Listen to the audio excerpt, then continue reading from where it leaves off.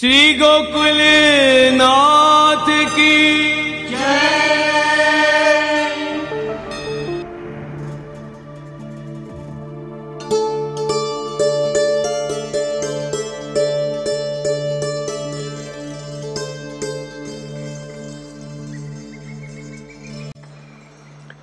चिंता संतानहंतारो यत्पादाम्बुजरेण वः स्वीयानान्तान्निजाचार्यान् प्रणमामि मुहुर्मुहुः। यदनुग्रहतो जन्तुः सर्वदुःखादिगो भवेत् तमहं सर्वदा वन्दे श्रीमद्वल्लभनन्दनम्। ज्ञानतिमिरान्धस्य ज्ञानाञ्जनशलाकया चक्षुरुन्मीलितं येन तस्मै श्रीगुरवे नमः। नमामि हृदये शेषे लीलाक्षीराब्धिशायिनं लक्ष्मीसहस्रलीलाभिः सेव्यमानं कलानिधिम्।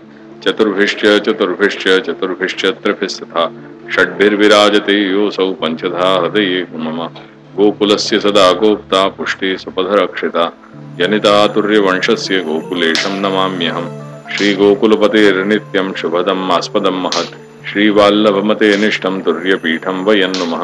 यस्य दर्शनमात्रेण भवेन्नेत्रोत्सवो नृणां सदानन्दस्वरूपं तं देवकीनन्दनं नुमः। निःसृत्यन्मुखाम्भोजात् दर्शनं भवेत् पथ संदर्शकं भक्त्या देवकी नंदनं नुमः। अविद्यारूप संसारे सुविद्या प्रापको जनान् देवकी सुतपादानां पादरेणुर्प्रसीदतु। बुद्धिप्रेरक कृष्णस्य पादपद्मं प्रसीदतु। ध्यानासमर्थ जीवानां अस्माकं सर्वदा स्वतः। सृष्टि समायोजन के लगभग 4 या 5 बिंदु हों, या मैं ग्रंथ सत्र को आयोजन,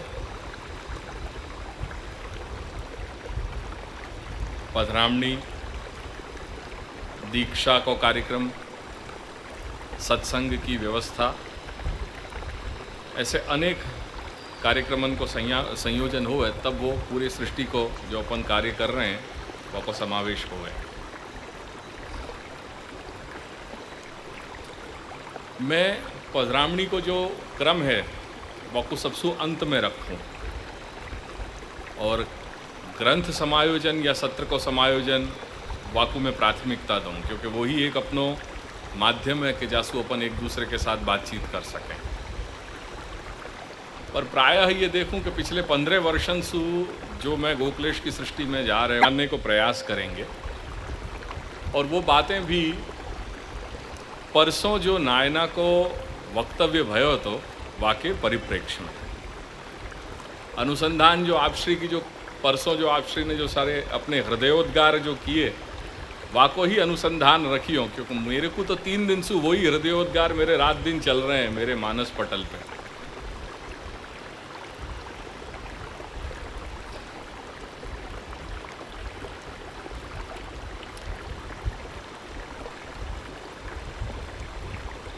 परसों नायना पधारे और उनने जो कुछ भी आज्ञा करी वो आज्ञा में अपन कम से कम ये बात बहुत स्पष्टतया समझ पाए हैं कि उनको औपचारिकता पसंद नहीं है। और ये बात मैं जान रहे हूँ, जब से मैं सावधान भया हूँ तब से मैं यह चीज़ को देख रहे हूँ परिवार में, और जो भी अपने घर के जो सेवक वैष्णव जो या घर की निकटता प्राप्त करे हुए हैं वो भी ये जान रहे हैं कि गुरुजी कभी भी कोई भी प्रकार की औपचारिकता रखे नहीं है। ये औपचारिकता नहीं रखनो, ये जब औरन के विषय में उनके लिए सहज रूप से घटित हो रहे हो तो अपने खुद के जो परिवार के लिए हैं उनके लिए औपचारिकता नहीं रखनी, वो तो कहीं कहने की कोई बात ही नहीं है। और ये औपचारिकता नहीं रखना, या मैं उनको सिर्फ एक ही जो तात्पर्य है वो तात्पर्य ये है कि उनको रात दिन या घर की सृष्टि की आपकी मेरी सभी अपन सभन के हित की चिंता उनको अहरनिश हो रही है। यदि परसों उनके वक्तव्य में उनके हृदयोद्गार में कोई भी चीज़ अगर आपने संवेदनशीलता से जरा ध्यान में लई होएगी तो आपको ये ख्याल में आया होगा कि उनके वाणी में एक ही चीज़ निकल के आ रही है और वो है अपन सबको हित। और यही बात उनने परसों अपने वक्तव्य में आज्ञा करी थी।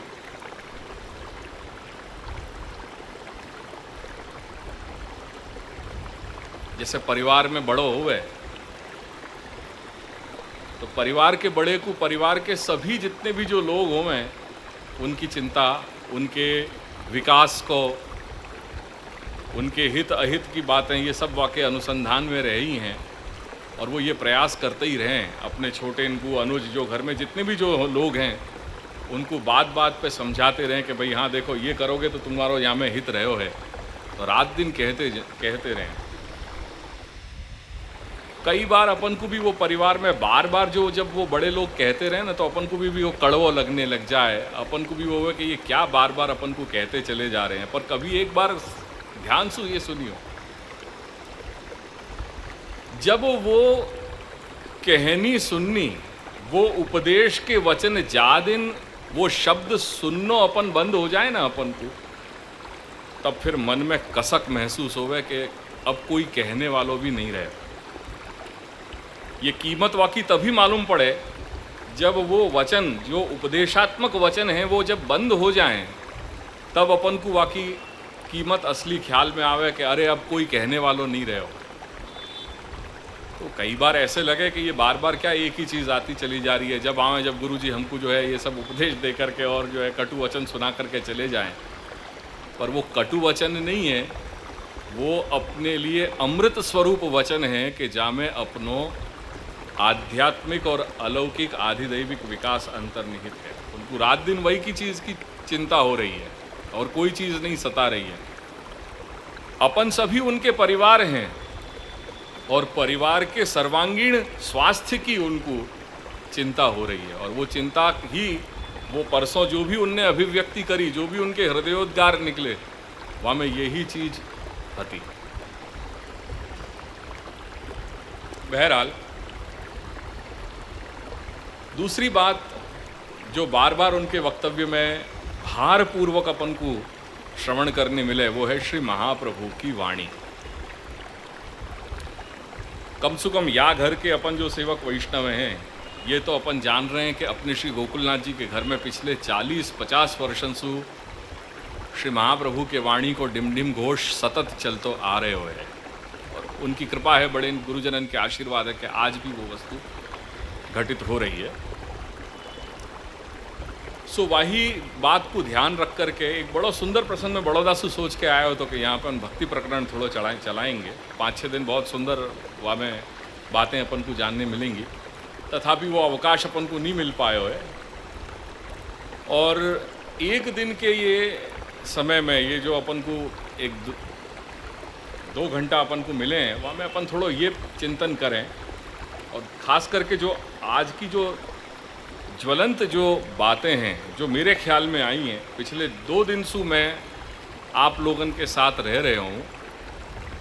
2005 में अपन आए थे, मिले थे और वाक़ई बाद अब ये 7-8 वर्ष के समय के बाद मिल रहे हैं। पर ये 2 दिन जो आपके साथ मेरे व्यतीत भये, वहाँ में ये जो 7-8 वर्ष को जो अवकाश अपन को अपनो गयो, वहाँ में बहुत कुछ परिवर्तन हो गया है। ये बात मेरे को ये 2 दिन में ख्याल में आई है मोड़ा सा में। और वह विषय की मैं चर्चा करूँगा क्योंकि गुरुजी की मैंने आपको पहले ही कही थी कि मैं आज जो बातें करूँगा वो आप श्री की जो आज्ञा थी कि परिवार में कोई भी प्रकार की औपचारिकता नहीं रखनी करके मैं भी कोई औपचारिकता नहीं रखने वाला हूँ। और जो मैंने 2 दिन आपके साथ अभी ये 3 दिन व्यतीत किए हैं, वो 3 दिन में जो नई बातें मुझको यहाँ दिखाई दी हैं, जो कम से कम मैंने मेरे घर में न देखी हती न सुनी हती, उनकी जरा अपन चर्चा 1-1.5 घंटा अपन करेंगे।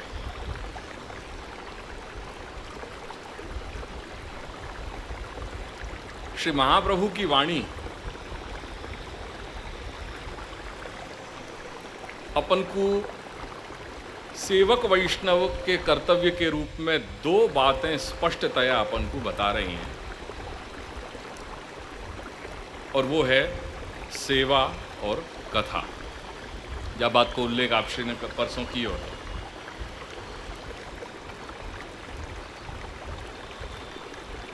श्री महाप्रभु ने जीव के कर्तव्य के रूप में दो ही वस्तु को विधान कियो है, वो है सेवा और कथा, भगवत सेवा और भगवत कथा।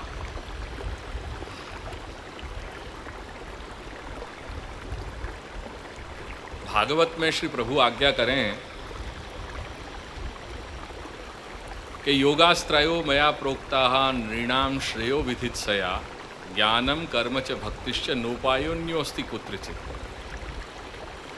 भगवान आज्ञा करें कि मैं जीव मात्र के आत्मोत्कर्ष के लिए, आत्मकल्याण के लिए मैंने 3 मार्ग प्रशस्त किए हैं। कर्म मार्ग, ज्ञान मार्ग और भक्ति को मार्ग, ये 3 मार्ग बताए हैं, और कंठोक्त रूप से आज्ञा कर रहे हैं कि इन तीनन के अलावा और कोई चौथो मार्ग नहीं है कि जाके द्वारा मनुष्य अपनी आत्मोन्नति को मार्ग प्रशस्त कर सके, आत्मकल्याण के मार्ग के ऊपर अग्रसर हो सके। जो है वो ये 3 मार्ग हैं, कर्म मार्ग, ज्ञान मार्ग और भक्ति मार्ग।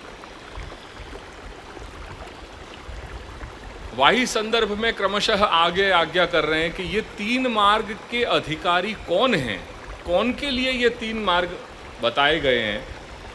तो आगे आज्ञा कर रहे हैं कि जो कर्म में आसक्त हैं ऐसे मनुष्यन के लिए कर्म मार्ग की व्यवस्था बताई है।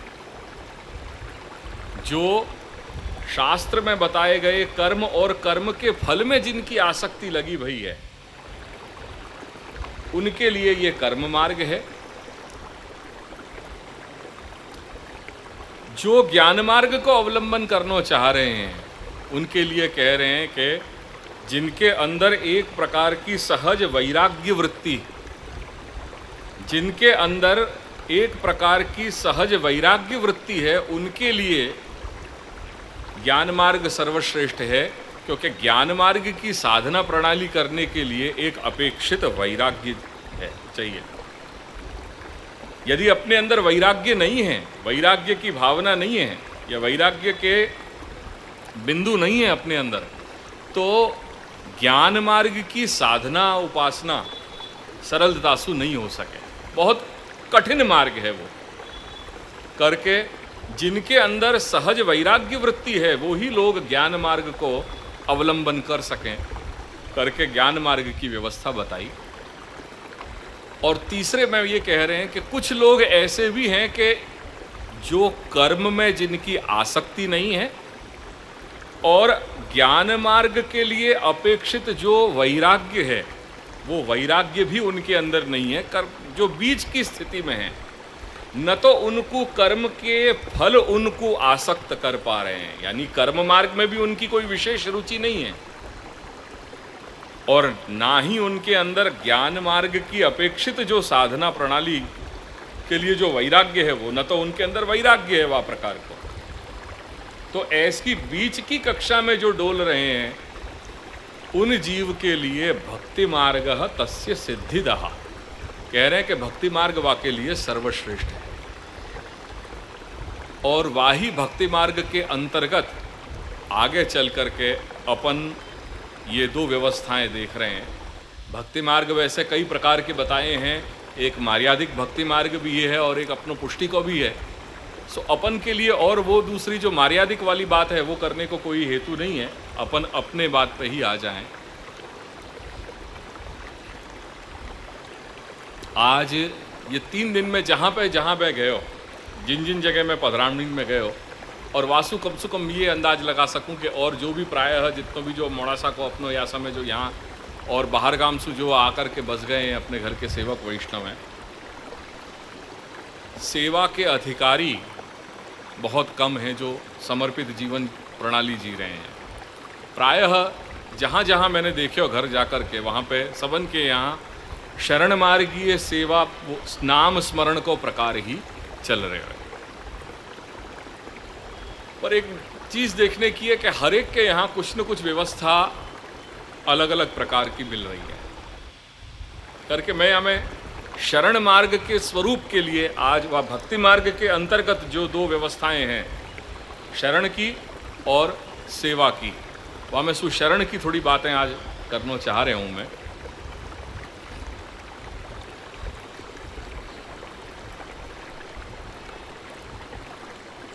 शरण मार्ग को स्वरूप क्या है? श्री महाप्रभु अपने यहाँ शरण मार्ग के स्वरूप को षड्विध शरणागति के द्वारा समझा रहे हैं। या कुछ ध्यान पूर्वक समझ लीजिए यह बात को, क्योंकि प्रायः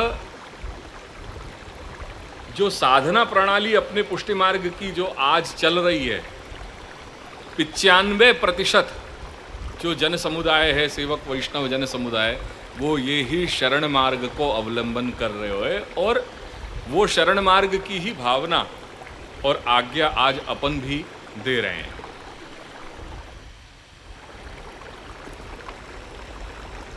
ये शरण मार्ग के लिए श्री महाप्रभु ने षड्विध शरणागति के रूप में आज्ञा करी है और वाको प्रथम सोपान, वाके 6 सोपान हैं, वह 6 सोपान में से प्रथम सोपान है अनुकूलस्य संकल्पः।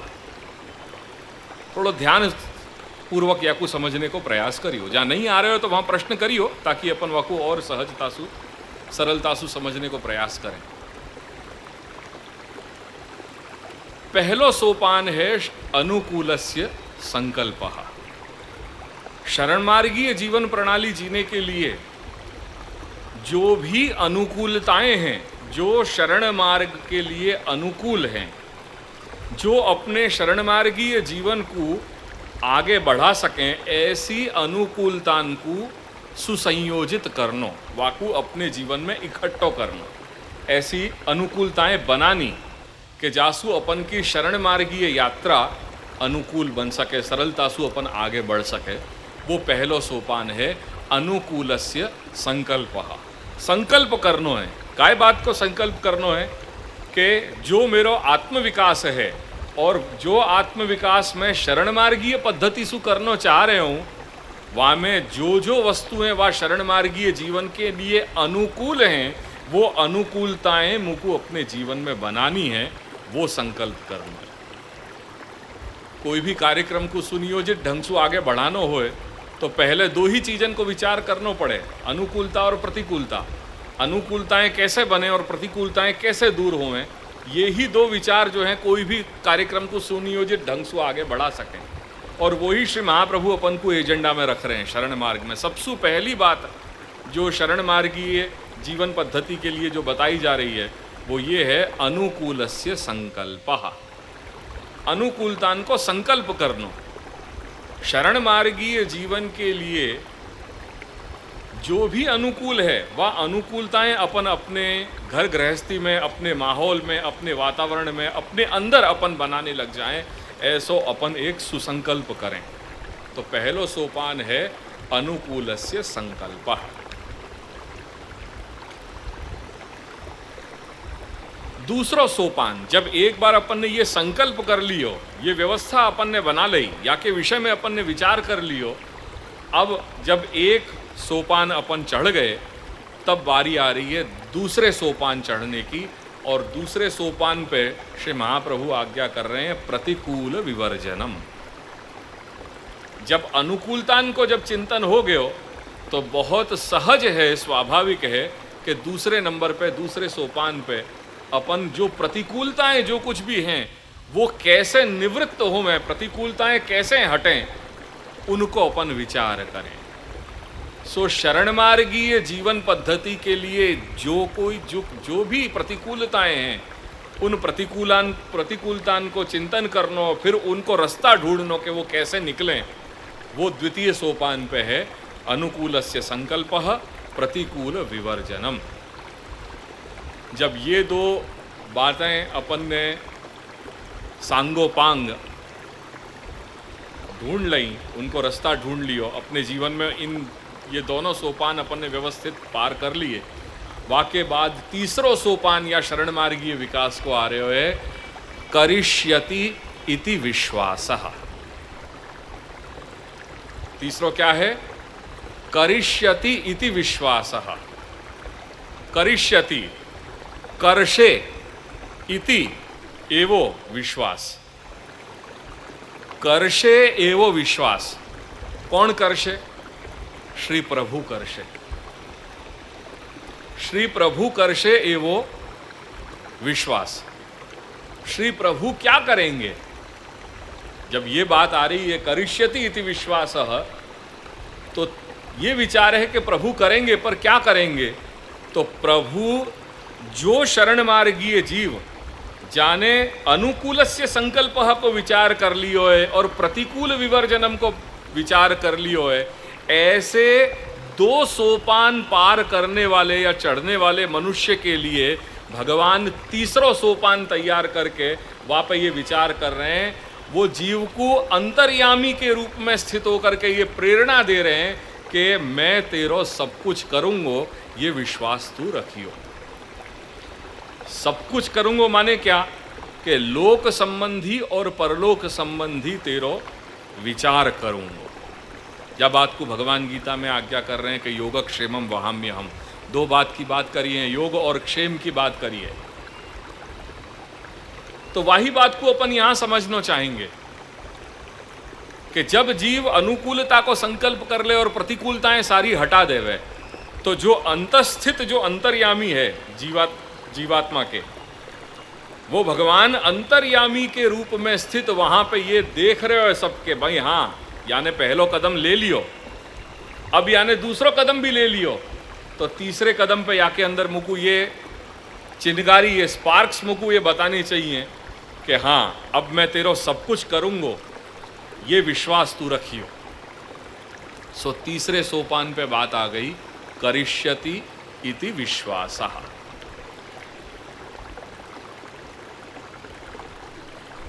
अब जब ये 3 सोपान अपने हो गए और भगवान वा प्रकार के अपन को संकेत दे रहे हो कि मैं तेरो सब कुछ निभाऊंगो, तो सब कुछ निभानो यानी लोक और परलोक की सुरक्षा प्रदान करनी। वो लोक और परलोक की सुरक्षा कौन प्रदान करे? जैसे लोक संसार में पति या पिता, ये दोनों की राशि एक ही है। और जो धातु, जा शब्द सु, जा धातु से ये 2 शब्द बने हैं पति और पिता, वो पा धातु है संस्कृत में और वाको अर्थ है रक्षा करने वालों। तो वाही बात को अब चौथे सोपान पे ला रहे हैं कि जब ये 3 सोपान अपन के हो गए और तीसरे सोपान पे करिष्यति इति विश्वासः, वो परमात्मा अपनो लोक और परलोक दोनों अपनो सिद्ध करेगो, तो सीधी बात है कि चौथे पे वाके साथ अपन पाणी ग्रहण कर लें। जब ये अपनो कॉल करार हो गए और वाने अपन को ये संकेत दे दिए कि मैं तेरो सब कुछ निभाऊंगो, तो फिर आगे को सोचना क्या है? चौथो सोपान जो है वो बहुत स्पष्ट रूप में खड़े हुए, और चौथो सोपान है भर्तृत्वे वर्णम सदा। चौथो सोपान क्या है? भर्तृत्वे वर्णम सदा। भरता, भरता मतलब जो भरण करने वालों हो, जो पोषण करने वालों हो, जो अपन को चारों प्रकार की सुरक्षा प्रदान करते हो, तो भरता के रूप में, भरता माने अपनो स्वामी, अपनो मालिक, तो भरता के रूप में भर्तृत्वे वर्णम सदा, वाको जीव वर्ण कर रहे हो, प्रभु को अपने मालिक, अपने स्वामी के रूप में वाको वर्ण कर रहे हो, और वो भी सदा सर्वदा के लिए वर्ण कर रहे हो। तो भर्तृत्वे वर्णम सदा, अनुकूलस्य संकल्पः, प्रतिकूल विवर्जनम, करिष्यति इति विश्वासः, और चतुर्थ सोपान है भर्तृत्वे वर्णम सदा।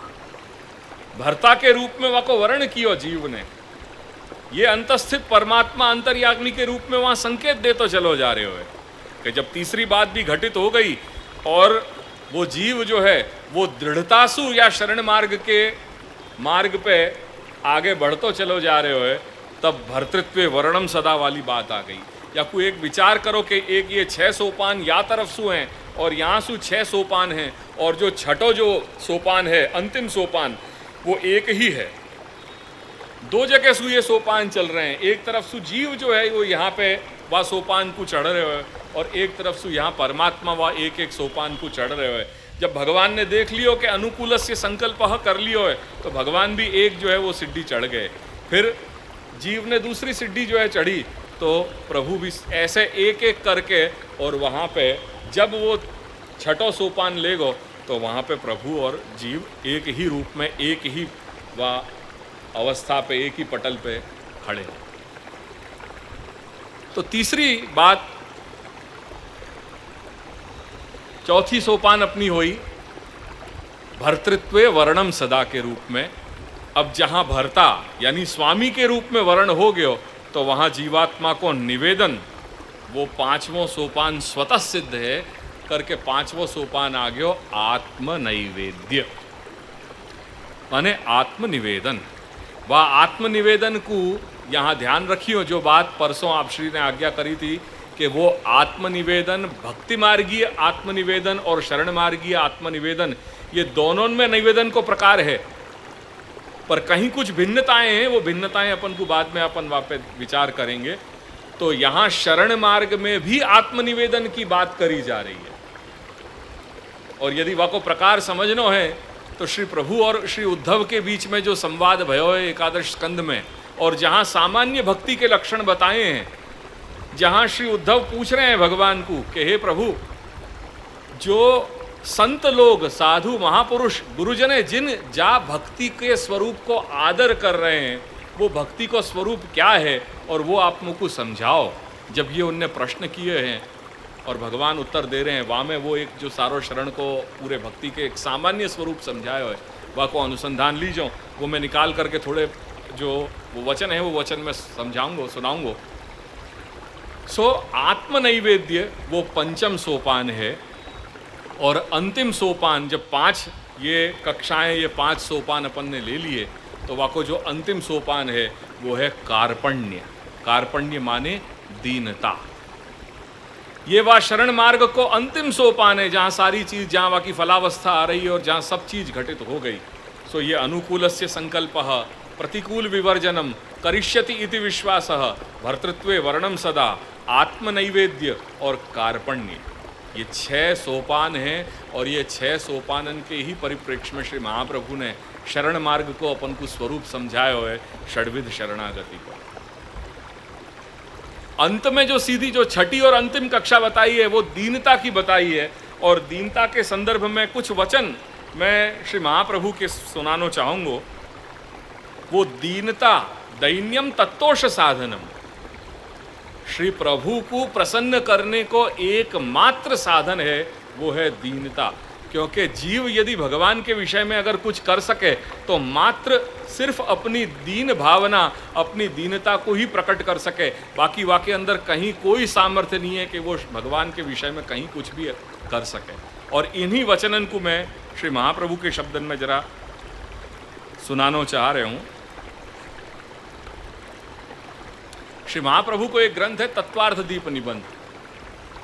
ये तत्वार्थ दीप निबंध के 3 भाग हैं, शास्त्रार्थ प्रकरण, सर्वनिर्णय प्रकरण और भागवतार्थ प्रकरण। शास्त्रार्थ प्रकरण के लगभग 105 श्लोक हैं, कारिकाएं हैं, जहाँ में गीता और भागवत को सामान्य अर्थ बताया है। सर्वनिर्णय प्रकरण जो है वहाँ में 325 कारिकाएं हैं, जहाँ में ज्ञान, कर्म और भक्ति के मार्गन को की व्यवस्था वहाँ में बताई है। और श्रीमद् भागवतार्थ प्रकरण जो है वो संपूर्ण भागवत पे प्राप्त हो रहे हैं। तो शास्त्रार्थ प्रकरण में प्रथम मंगलाचरण श्री महाप्रभु ने किया है, नमो भगवते तस्मै कृष्णाय अद्भुत कर्मणे, रूप नाम विभेदेन जगत क्रीडति यो यतः। और या श्लोक की या मंगलाचरण को प्रारंभ जा पदसु कियो है, वो पद है नमो, नमन। वो जो दीनता वाली जो मैं बात कर रही हूँ, जो शरण मार्ग को अंतिम सोपान है दीनता, वाही विषय में ये बात कही जा रही है। और श्री महाप्रभु आज्ञा कर रहे हैं कि भगवती जीवई ही नमनमेव कर्तव्य। भगवान के विषय में जीव केवल नमन कर सके। नमनमेव कर्तव्यम, वहां एवकार कर रहे हैं, जहां अर्थ में अपन ज लगावे ना गुजराती में कि नमन ज करी शके, ते सिवाय जीवथी काई शक्य नहीं भगवानना विषयમાં।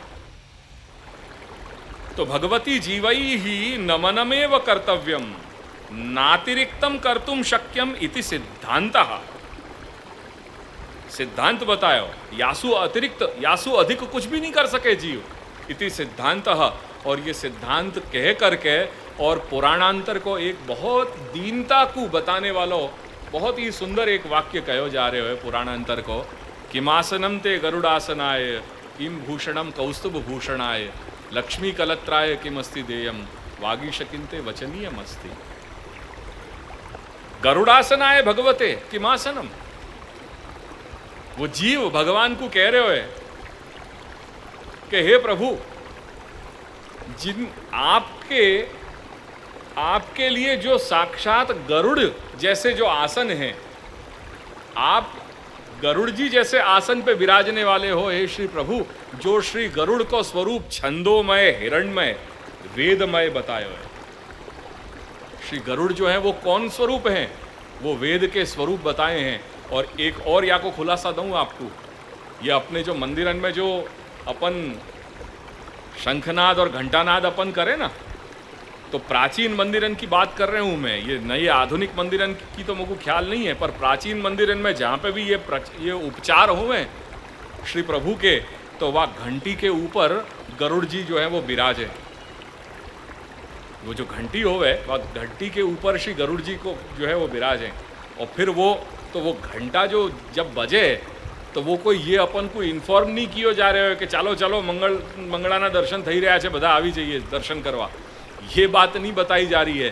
पर वो जब जब उपचार हो रहे हो तो वो घंटा को जो नाद है वो गरुड़ जी वह घंटा पे विराज रहे हैं। माने क्या? क्योंकि गरुड़ जी जो है वो वेद के स्वरूप हैं करके घंटा को जो नाद है वो वेद के मंत्र हैं, वो वेद की ऋचाएं हैं। और वो ऋचांशु, वो श्रुतिंशु, वो वेद के मंत्रंशु श्री प्रभु की पूजन हो रही है, उनकी स्तुति हो रही है, उनकी अर्चा हो रही है। तो वो जो घंटा को जो नाद है वो नाद अपने यहाँ श्रुतिन की वाणी है, वो ऋचान को जो है वो मंत्रन को जो है वो स्वरूप बताया गए हुए करके। ऐसे जो गरुड़ जी जिनके आसन हैं उनको मैं क्या आसन में अर्पण कर सकूं। और या संदर्भ में बहुत सुंदर आज्ञा आगे कर रहे हैं, किम भूषणम कौस्तुभ भूषणाय। मणिन में सर्वश्रेष्ठ जो कौस्तुभ मणि को अपने हृदय वक्षस्थल पे अलंकृत करते हुए, ऐसे श्री प्रभु को मैं क्या आभूषणन सु अलंकृत कर सकूं। लक्ष्मी कलत्राय किमस्ति देयम, साक्षात महालक्ष्मी जिनकी दासी है, लक्ष्मी के जो कलत्र हैं, जो स्वामी हैं, और महालक्ष्मी जिनकी रात दिन जो सेवा कर रही हैं, उनकी मैं क्या सेवा कर सकूं। और वागीश किंते वचनीयमस्ति, जो स्वयं वाणी के ईश हैं, जो वाक्पति हैं, उनको मैं क्या वाणी रूपी शब्दंशु मैं उनकी क्या स्तुति कर सकूं। क्योंकि वेद कह रहे हो स्तुति प्रियो ही विष्णु। वेद क्या कहे? श्री प्रभु को अपनी स्तुति पसंद है करके स्तुति प्रिय हैं भगवान, स्तुति प्रियो ही विष्णु। पर यहाँ तो कहो जा रहे हो कि जीव के पास क्या ऐसी सामर्थ्य है, वो ऐसी कौन सी भाषा बोल सके, ऐसी क्या प्रार्थना कर सके, ऐसे शब्दन को क्या संयोजन कर सके कि जासु श्री प्रभु के महात्म्य को जो गुणगान हो सके। जब स्वयं श्री प्रभु की वाणी जो वेद है वो नेति नेति नेति करके गा रही है, न इति न इति न इति, प्रभु के महात्म्य को कौन जो है आकलन कर सके। स्वयं प्रभु की कंठोक्त वाणी जब नहीं कर पा रही है तो जीव को क्या सामर्थ्य है कि वो श्री प्रभु के महात्म्य को गुणगान कर सके। सो किमासनम ते गरुड़ासनाय किम भूषणम कौस्तुभ भूषणाय लक्ष्मी कलत्राय किमस्ति देयम वागीश किंते वचनीयमस्ति करके श्री महाप्रभु कह रहे हैं कि जीवई ही नमनमेव कर्तव्यम नाधिक्यम शक्यम। इन सारी बातों को अनुसंधान रखते भय एक ही चीज स्पष्टतया सिद्धांत के रूप में आ रही है कि जीव भगवान के विषय में केवल नमन ही कर सके, नमन के अतिरिक्त और कुछ संभव नहीं है, ये सिद्धांत है। और नमन की ही अभिव्यक्ति दैन्य के रूप में यहाँ बताई गई। करके दैन्यम तत्तोष साधनम, दैन्य एक ऐसो अपने पास एक ऐसो उपाय है, एक मार्ग है कि जाके द्वारा श्री प्रभु प्रसन्न हो सकें, श्री प्रभु संतुष्ट हो सकें।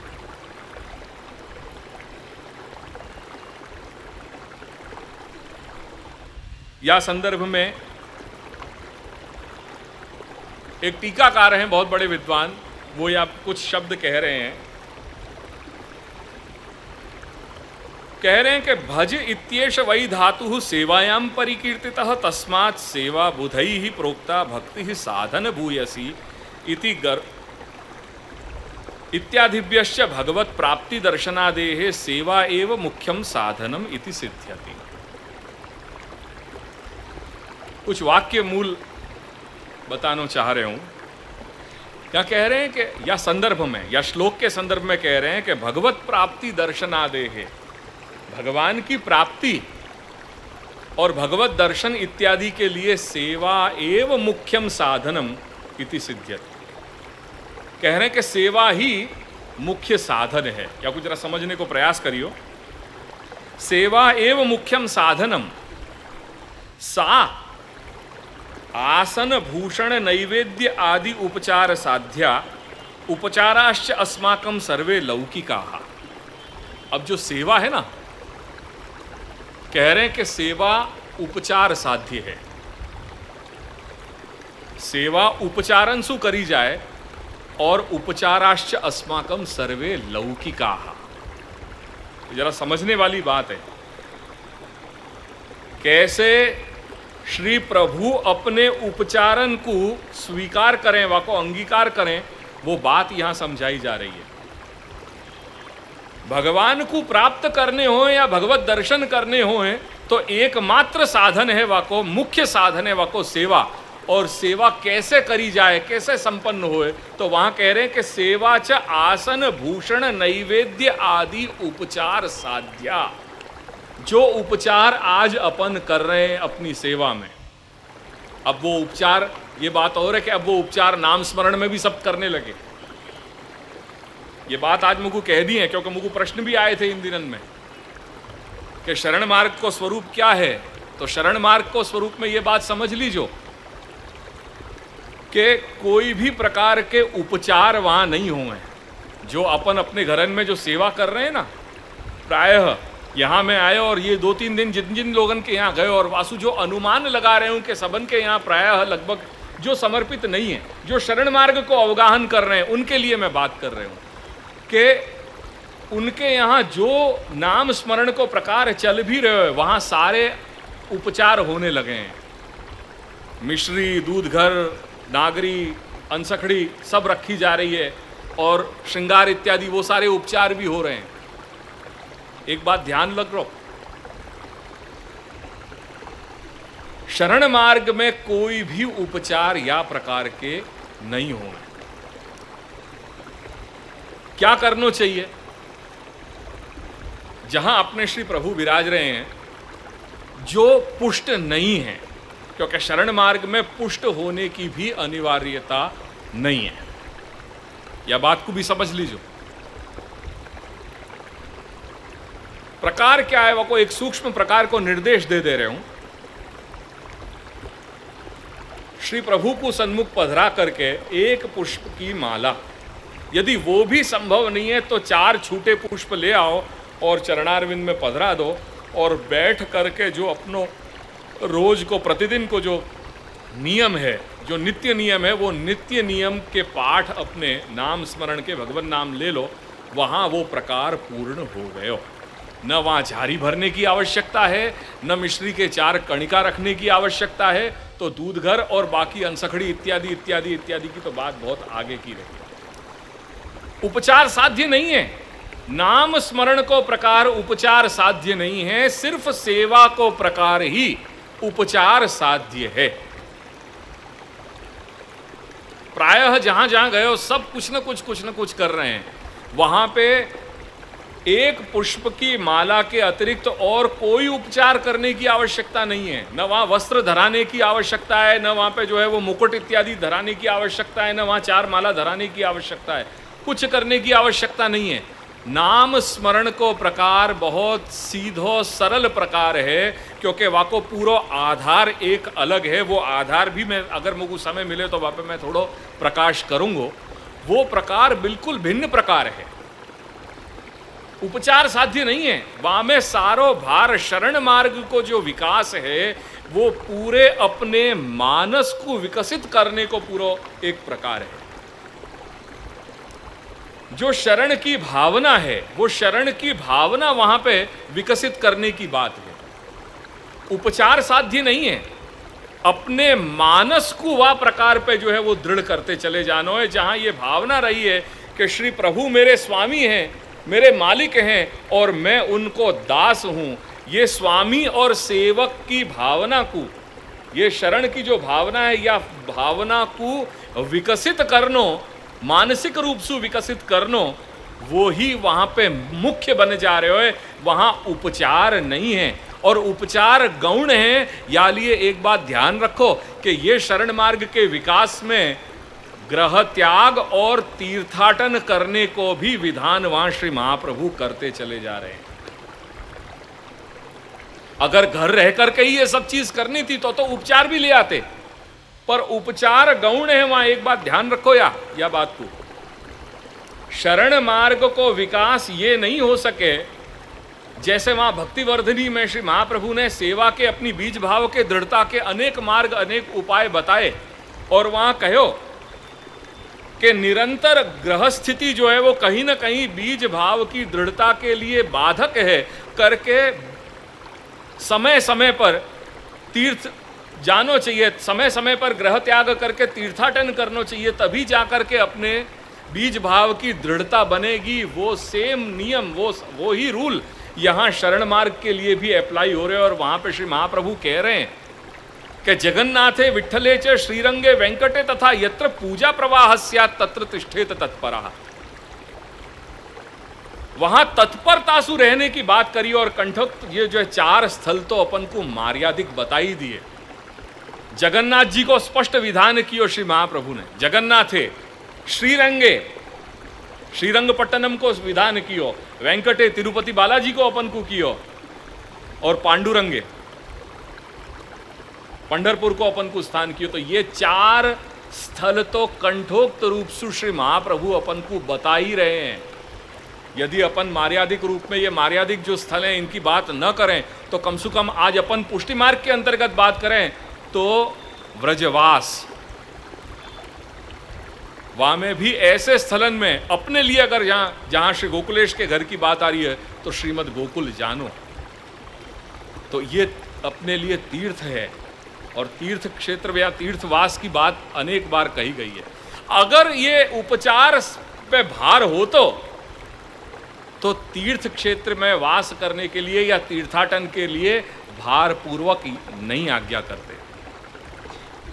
और पाछे तीर्थ के भी नियम बताए वहां कि तीर्थ प्रवेश दिवसे तू उपवास, जब भी तीर्थ कर रहे हो तो जा दिन तीर्थ में प्रवेश करो वा दिन उपवास रखो। सब लोगन को ख्याल होएगो, जब गोकुल आ रहे हो, गोकुल आने के बाद अपन श्री बैठक में सबसे पहले दादाजी के सन्मुख हो रहे हैं। सन्मुख होने के बाद अपन क्या कर रहे हैं? अपन व्रत कर रहे हैं। वो व्रत करने को नियम कहाँ से आ गया? वो श्री महाप्रभु के ये नियम बताए भए हैं, जहाँ कह रहे हैं कि तीर्थ प्रवेश दिवस है तो उपवास, जा दिन तीर्थ में अपन प्रवेश करें वा दिन उपवास करो। यदि अन्न मात्रम अपि नास्ति तदा तावन मात्रम ग्राह्यम न तु ततो अधिकम। और वो भी सिर्फ एक बार भोजन, वो भी उतना ही करना चाहिए कि जासु अपनो देह टिक्यो रहे, वासु अधिक भोग या खाने की लिप्सा अपन को नहीं करनी चाहिए, क्योंकि हम तीर्थ कर रहे हैं। आज अपनी वृत्ति देखो, जब जब व्रज यात्रा की बात आवे अपन सबसे पहले देखें कि भाई कई यात्रा है। अच्छा आ वर्षे 3 व्रज यात्राओं है, आमा सगवड़ गरम पानी क्या है, नास्तो क्या मळशे, चा नास्तानी केवी सगवड़ है। अपन क्या हेतु से जा रहे हैं भाई? ये तो जरा देखो, तीर्थ करने जा रहे हैं या अपन पिकनिक मनाने जा रहे हैं? ये बात को निर्णय करो। अगर कुछ भी करना है धर्म के आचरण पे तो पहले श्री महाप्रभु की वाणी को अवगान करो, क्योंकि अपने लिए वही संविधान के रूप में है। यहां न तो नियम मेरे चलेंगे ना आपके चलेंगे, जिस परसों श्री नायना ने आज्ञा करी नियम तो श्री महाप्रभु के ही है और वो नियम सब बता दिए गए हैं। ये बात और है कि अपन आंख पे पट्टी लगा करके अपन नहीं जानना चाह रहे हैं। अपने घर की टिप्पणी होते भय भी अपन अपनी टिप्पणी जैसे नहीं अपना घर में टिप्पणी प्रकाशित थयेली ज नहीं એટલે આપણને જરૂરિયાત નથી यूं करके अपन नहीं देखना चाह रहे हैं, वो बात अलग है। पर अपने आंखन पे पट्टी बांधने से सत्य या यथार्थ मिटे नहीं है। सो तीर्थ प्रवेश दिवस हेतु उपवास, जा दिन तीर्थ में अपन प्रवेश कर रहे हैं वा दिन उपवास करो, सिर्फ एक बार भोजन करो, वो भी उतना ही भोजन के जासु अपनो देह टिक जाए, वासु अधिक नहीं। उच्चई ही नाम संकीर्तनम तत्र अंगम, जब जब यात्रा में अपन है, जब जब अपन तीर्थ कर रहे हैं तो जितना भगवान नाम ले सकें वो भगवान नाम लेने को अपन को प्रयास करना चाहिए। जैसे हर साधना को एक अंग होवे और एक अंगी होवे, अंगी जो है वो मुख्य है, अंग है वो गौण है। सेवा वाको मुख्य क्या है? अंग प्रेम। ऐसे ही यहां जो कुछ भी किया जा रहे हो है, कह रहे हैं उच्चई ही नाम संकीर्तनम तत्र अंगम, उच्च स्वर सु भगवान नाम लेनो, नाम संकीर्तन करनो, वो या तीर्थाटन को अंग है। और अंतर सतत भगवत स्मरणंच, अंतःकरण में सतत भगवान को स्मरण चलतो रहे। उच्च श्रवण सु उच्च स्वर सु जो है भगवान नाम, और अंतःकरण में भगवान नाम हमेशा चलतो रहे, भगवत चिंतन हमेशा चलतो रहे। और फिर आगे कह रहे हैं कि एकाकी पर्यटेत, क्या कह रहे हैं? एकाकी पर्यटेत, ये नहीं कि बसें भर भर के ले जा रहे हैं। एकाकी पर्यटेत, एकाकी सु तात्पर्य यहां ये है कि अपने एक विचारधारा वाले, जाकू अपने यहां को एक बहुत अच्छा शब्द है सुजाति। कई लोगों ने सत्संग में ये सुनियो होगा, जो लोग सत्संग नियमित रूप से कर रहे हैं उनने ये शब्द बहुत बार सुने होगा, सुजाति। और ये सुजाति, ये शब्द भी अपने घर को ही है। ये जो सुजाति को जो संग है, वो सुजाति को संग माने क्या कि जो एक विचारधारा वाले जो लोग हैं उनको सुजाति कहो जाए। वो सुजाति की संख्या कोई 8-10 की नहीं हो जाए, सुजाति ज़्यादा से ज़्यादा 2 या 3 हो सकें, कि जिनकी एक विचारधारा वाले हैं, जो परस्पर बैठ करके सत्संग कर रहे हैं, प्रभु के नाम स्वरूप गुण लीला को श्रवण मनन चिंतन कीर्तन कर रहे हैं। कीर्तन को तात्पर्य यहाँ झांझ मजीरासु नहीं है, पर भगवत लीला चरित्र को अवगाहन करनो, एक दूसरे को कहनो, वाको तात्पर्य यहाँ कीर्तन है। सो भगवान नाम स्वरूप गुण लीला को श्रवण मनन चिंतन कीर्तन करते रहनो, वो वहाँ बताया जा रहे हो कि उच्चै ही नाम संकीर्तनम तत्र अंगम, अंतर भगवत स्मरण च एकाकी पर्यटेत।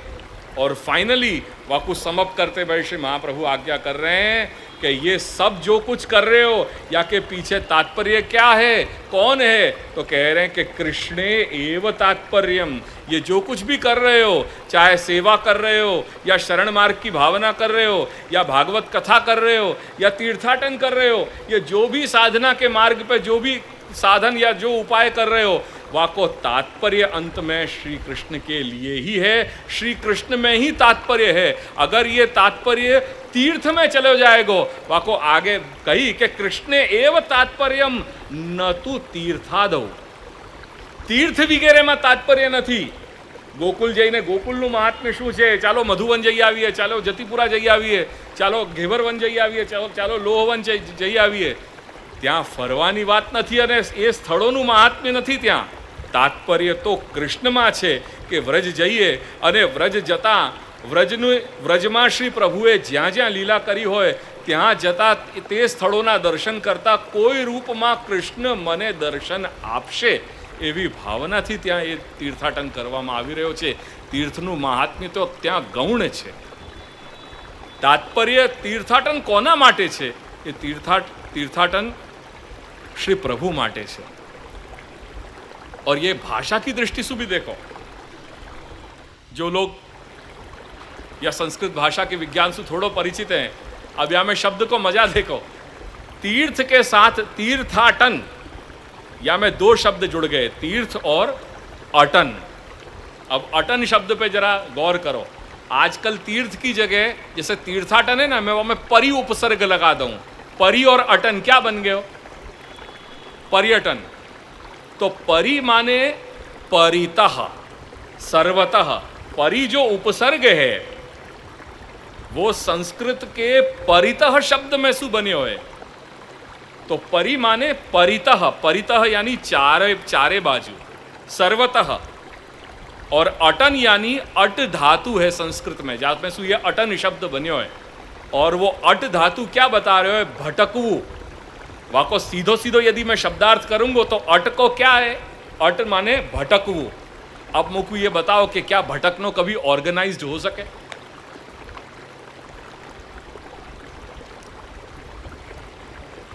भटकनो कभी ऑर्गेनाइज्ड हो सके? अगर ऑर्गेनाइज्ड है तो वाकू भटकनो कहेंगे? नहीं कहेंगे ना। अगर अपन को पूरा प्रोग्राम सुनिश्चित है कि आज के दिन यहां जाना है, दूसरे दिन वहां जाना है, तीसरे दिन वहां जाना है, चौथे दिन वहां जाना है, तो क्या वाकू भटकनो कह सके? नहीं कहेंगे। तो यहां शब्द पे गौर करो, यही चमत्कार है। यह बात तीर्थन में भटकने की बात करी है, तीर्थन में ऑर्गेनाइज्ड रूप से जाने की बात नहीं करी है। करके तीर्थ में भटकते भटकते कोई जगह कृष्ण मुझको दर्शन दे दे मैं और मैं कृतार्थ हो जाऊं, वो भावना तीर्थाटन की है। करके वहां ये बात, सारे नियम वहां श्री महाप्रभु ने स्पष्टतया बता दिया। अब ये बात और है कि आज अपन अपने रूप से वो सगवड़िया धर्म की तरह पुष्टि मार्ग को मानने लग जाएं कि हमने तो आवू गमे तेथी આવી રીતે કરીએ છીએ।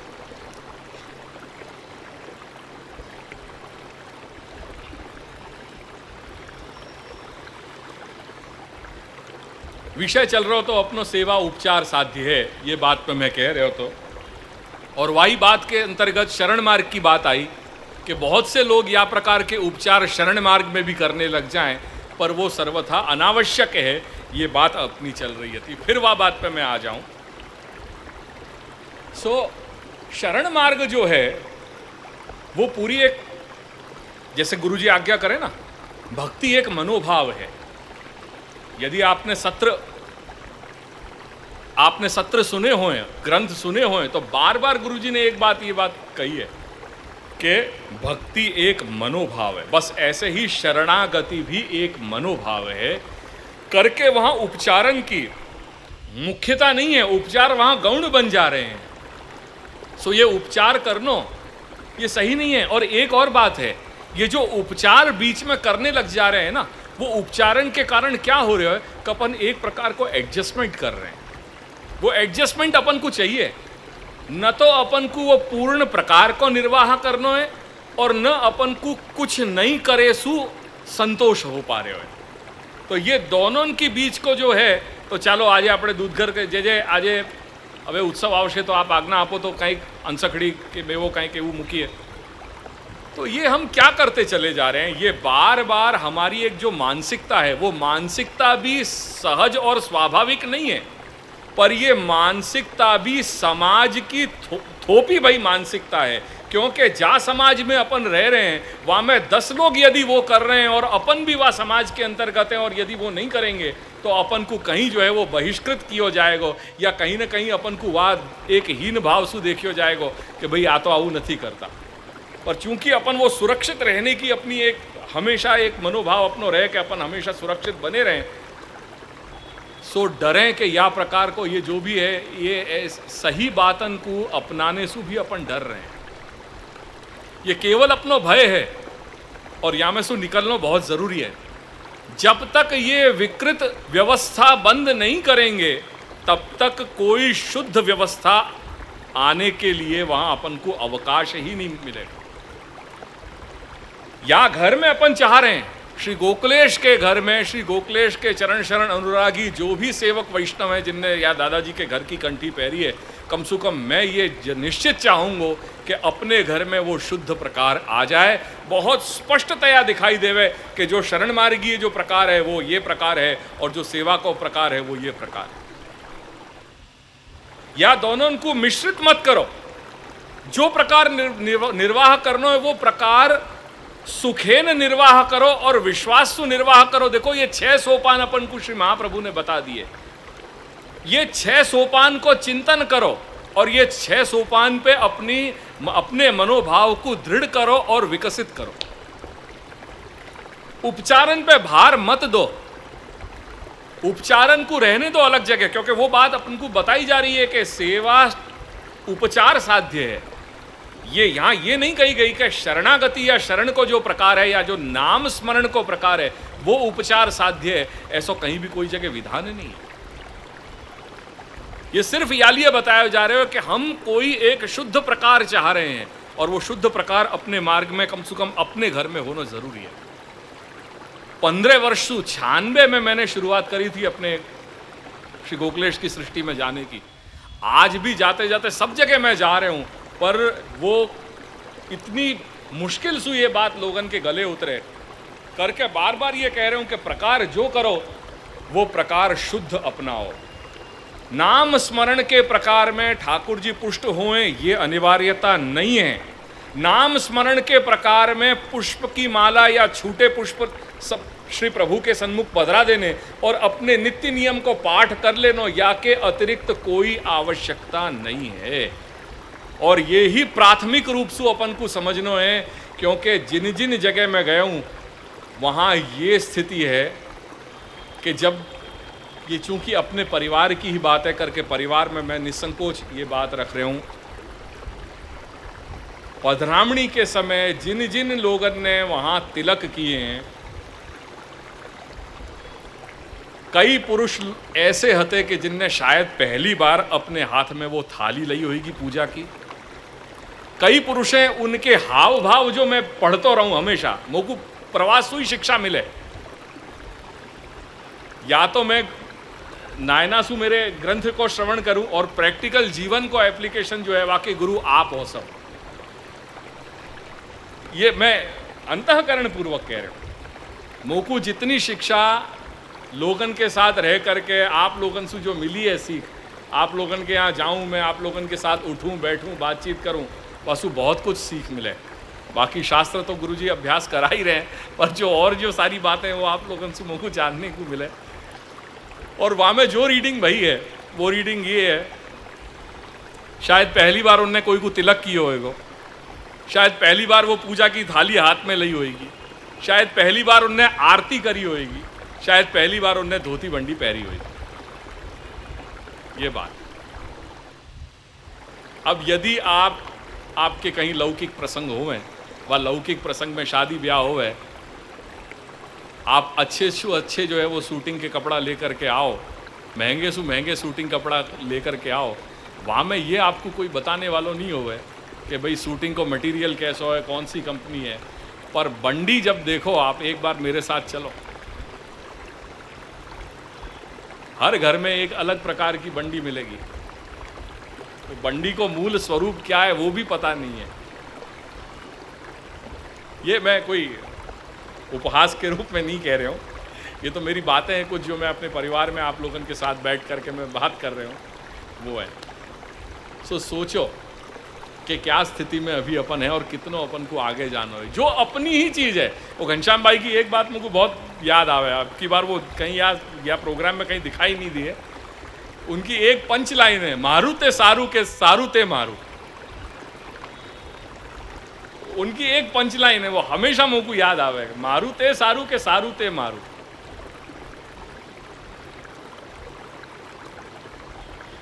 ऑफ कोर्स मारू ते सारू, तो अपनी चीज, अपनी संस्कृति, वह संस्कृति से ही अपन कितनी दूर हैं, ये सब चीज याके द्योतक हैं। ये सब चीजें अपन को बतावें कि अभी अपन को अपनी यात्रा कितनी लंबी है, कितनी दूरी है और अपन को वो तय करनी है मंजिल।